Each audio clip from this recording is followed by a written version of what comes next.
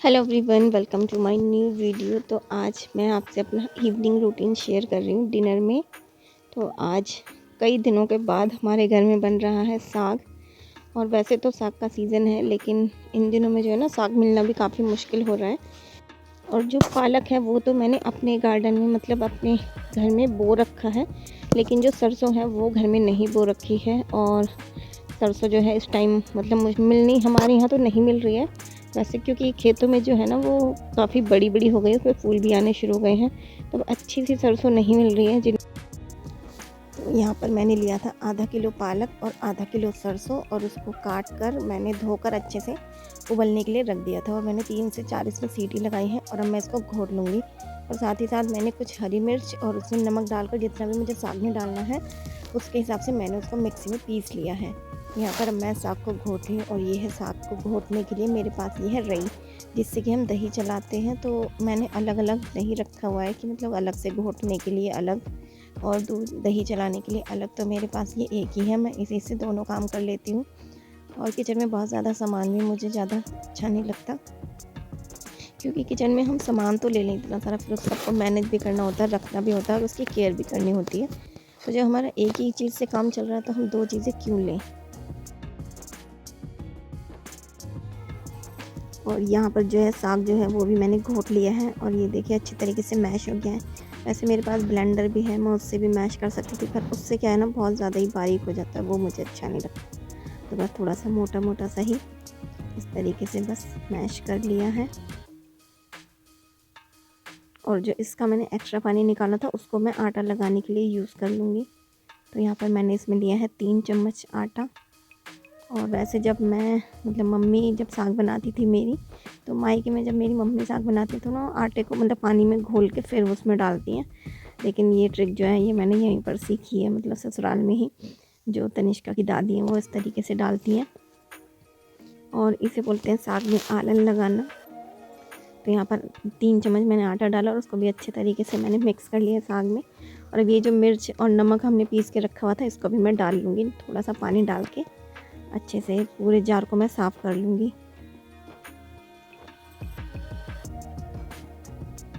और ये मैंने काफ़ी सारी मिर्च जो है वो इसमें पीसी थी, और एकदम चटपटा सा तीखा सा बहुत ही एकदम मसालेदार सा मैंने साग बनाया। तो सब यहाँ पर मैं डाल लूँगी पानी, जितना भी मुझे ये गाढ़ा या पतला रखना है उस हिसाब से। साग जो है वो गाढ़ा ही रखूँगी मैं, ज़्यादा पतला नहीं करूँगी।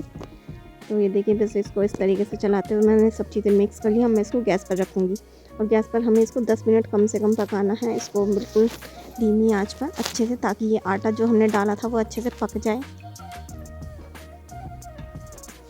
और बहुत से लोग जो हैं वो देखिए, हर घर में साग बनाने का जो तरीका होता है वो बिल्कुल अलग होता है। किसी के यहाँ पर मक्के के आटे का भी आलन लगाते हैं, कुछ लोग मक्के के आटे में जो दही होती है उसका जो मतलब छाछ होती है, छाछ से घोल कर और फिर आलन लगाते हैं। तो सबका तरीका अलग होता है, हर घर का साग बनाने का जो तरीका है ना वो बिल्कुल अलग होता है। तो यहाँ पर दूध भी गर्म हो चुका है, अब दूध को भी मैं रख दूँगी साइड में।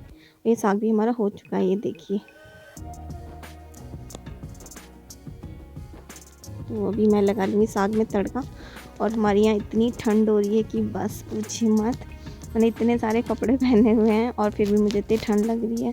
और सर्दियों में तो खाने मतलब कुछ बढ़िया सा खाने का तो मन करता है, लेकिन बनाने की बिल्कुल भी हिम्मत नहीं होती, क्योंकि चीज़ तो बना लो, चलो गैस के पास खड़े होकर हम बना लें, लेकिन जब उसके बाद जो बर्तनों का ढेर लगता है ना, वो मांजना जो है वो बड़ी मुसीबत हो जाती है।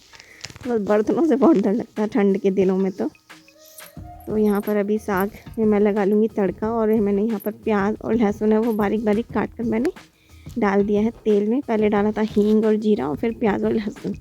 तो यहाँ पर थोड़ा सा साग मैं अलग निकाल लूँगी गोपाल जी के लिए।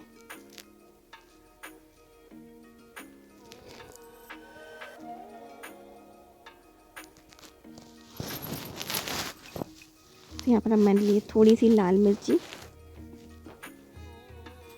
और मेरी प्याज जो है वो भी बस भुनने ही वाली है।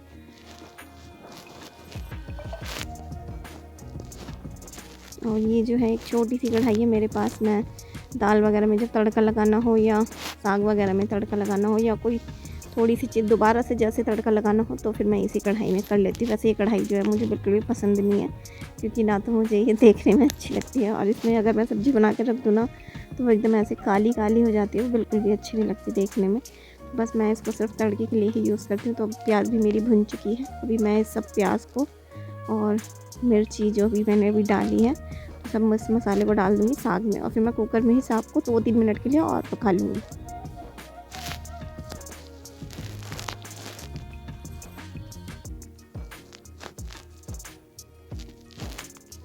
और वैसे ये साग इतना था कि अगर मैं इसको कढ़ाई में डालती तो ये कढ़ाई में आ जाता सारा, बट मैंने डाला नहीं क्योंकि मुझे कढ़ाई जो है ना बिल्कुल भी पसंद नहीं है, और इसमें रखने के बाद है ना चीज़ का टेस्ट भी बदल जाता है। तो यहाँ पर साग हमारा बन चुका है। अभी मैं लगा लूँगी आटा, और मैंने आटा लगाने के लिए वही पानी का इस्तेमाल किया जो कि मैंने साग में से निकाला था।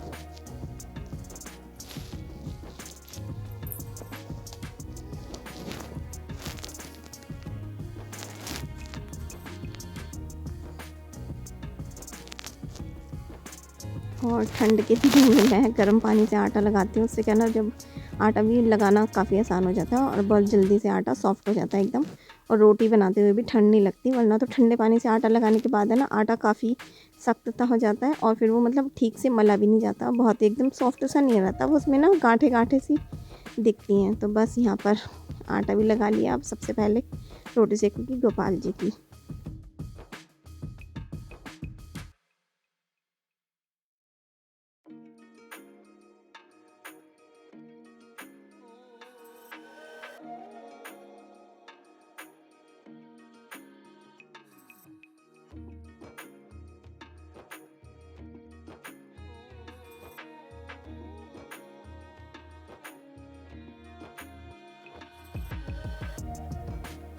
देखिए, जब ताज़ा आटा लगाने के बाद हम रोटी सेकते हैं तो रोटी कितनी मुलायम मुलायम और एकदम वाइट वाइट आती है। तो ऐसी रोटी मुझे बहुत अच्छी लगती है। तो यहाँ पर अब सबसे पहले लगा लेते हैं गोपाल जी की रोटियों में घी, और फिर हम घर में डालेंगे गर्मा गर्म साग। और ये साग एकदम गर्मा गर्म है, और ये भैया गोपाल जी के लिए देसी थाली, और ऊपर से डाल दूँगी मैं घी, क्योंकि साग में घी डाल के नहीं खाया तो क्या साग खाया।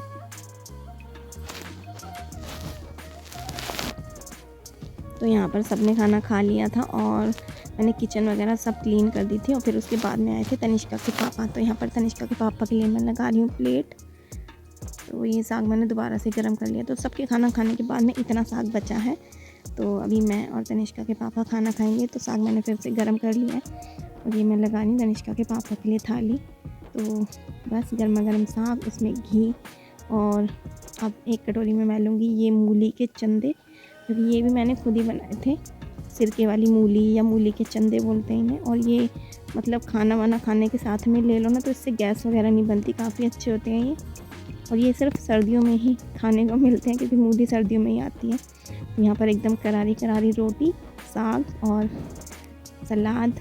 तो आइए फ्रेंड्स, आप भी आइए और कीजिए डिनर हमारे साथ। तो यहाँ पीछे जो स्लैब पे रखी हैं वो कुछ सब्जियाँ जो तनिष्का के पापा से मंगाई थी, और उनका लंच बॉक्स जो मुझे अभी धोना है, वो मैं खाना खाने के बाद जो भी बर्तन होंगे फिर उन सबको वॉश करके फिर हम रेस्ट करेंगे। चलिए फिर मिलेंगे एक नई वीडियो के साथ, तब तक के लिए bye bye and thanks for watching.